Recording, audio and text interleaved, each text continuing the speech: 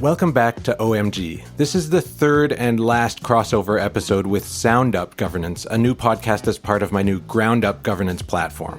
On this episode, I talked to my friend Lisa Oldridge, who calls herself a performance strategist. She's an expert in corporate governance, but also in assessing, valuing, and buying high-growth companies. We talked about what makes a business good and what makes a company good, and whether those are the same thing, which they kind of aren't. I learned a lot, and I know you will too. If you like what you hear, head over to groundupgovernance.com and consider subscribing.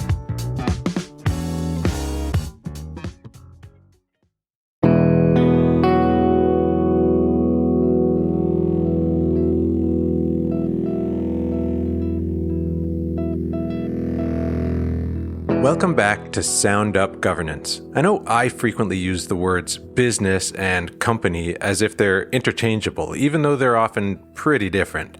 That's fine, of course. If I say business when I mean company, it doesn't hurt anybody or even confuse anyone too much. But still, I thought it'd be fun to talk to someone who could really help me to understand what makes a good business good and how that's different from what makes a good company good. And of course, all of this is tied up with the needs, wants, hopes, and fears of the customer. So I called my friend Lisa Oldridge, who describes herself as a performance strategist. She works with companies and boards of directors on governance, strategy, ESG performance, and more. Oh, and ESG stands for environmental, social, and governance, and refers in general to stuff that's not directly related to money.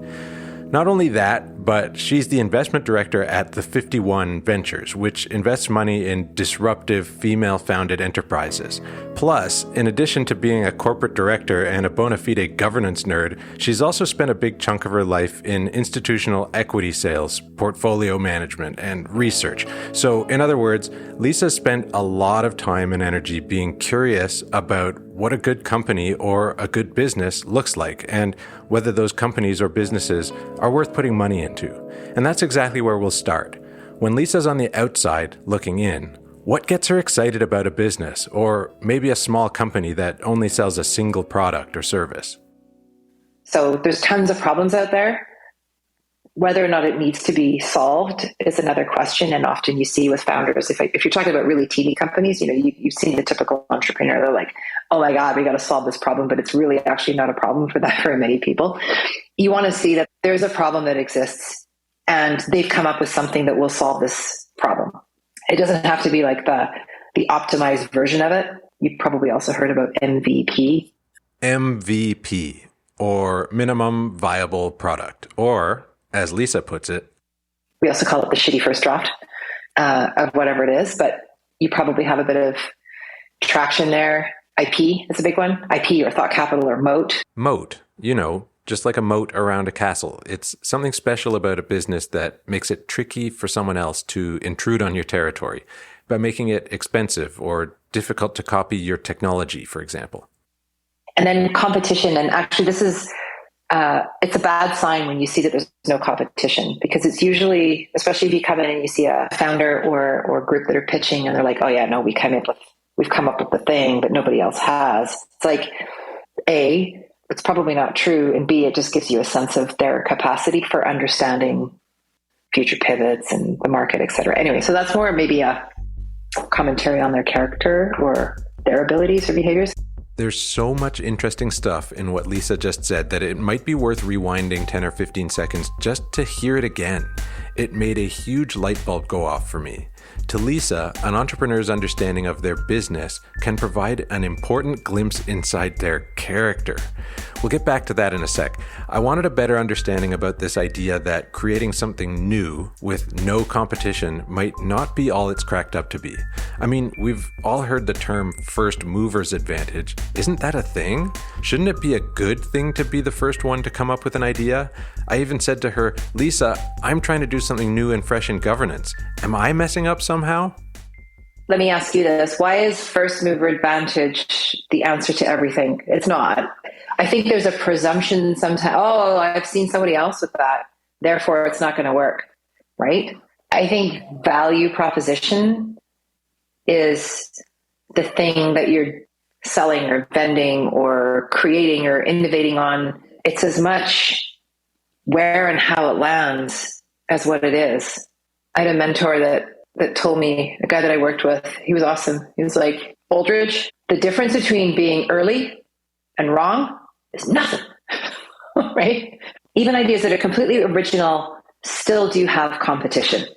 And so I guess it's not a red flag to me if someone hasn't figured out who the person who's also doing, I don't know, lavender striped pogo sticks, but who's doing pogo sticks and who's painting toys lavender. And so what does that look like? Because it also tells you about the customer. One thing that I do see is novelty almost taking precedence over, will this actually be used by more than a few people, right? I would rather see a concept or like somebody innovating on a proven thing or direction or widget, but doing it in such a way that's original in the sense that it's adding more value to the end customer. So even for someone like Lisa, who studies companies at their earliest stages, looking for the coolest new ideas, the biggest opportunities for innovation and investment, there might not be a difference between being first and being wrong. It made me think of the songs or books or art that I love the most. Sure, there's something fresh and original about them, but they also, give a sense of familiarity, building on what came before them.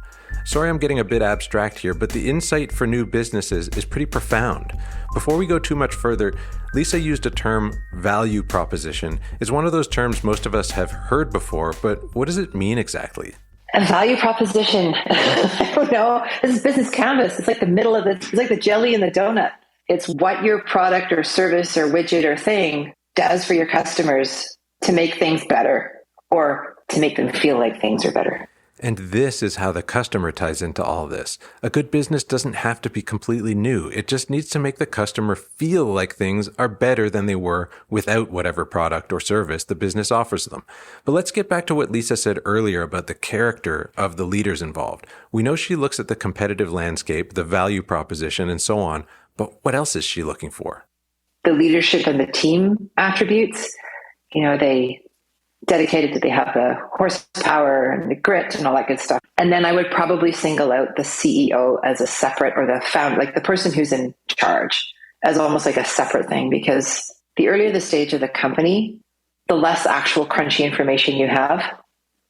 And you're looking for leadership attributes, but then also just, the whole humility and brains. All of this started to make so much sense. Sometimes from the outside, we can't really see the nuts and bolts that show us the potential of the business itself. So we need to rely on what we really can judge: character, humility, brains. So I wondered, if the potential of a person matters so much, could a great leader maybe offset concerns about a bad business or a bad company? In other words, to someone like Lisa, what matters more, the person or the business? Could you have, like a superstar person with a not so great company? And what's better, that or the inverse? And definitely the former. And that works all the way up with large organizations. I think probably even more so. A great business with someone at the helm that's not great will eventually run out of momentum. You can still make money in the meantime, though. Whoa, we'll take an A founder with a B business over the inverse. In fact, a great business with bad leadership is at best a way for an investor to make a quick buck before the business dies. And you know what's extra cool? In some cases, emphasizing the people side can create special superpowers for the company and the business. If you're talking about a business inside a company or a vertical inside a company or a product line or some kind of an offering, more often than not these days, you're talking about a bunch of people in a company that do a thing, and it's maybe different to the rest of the things that the company does, right?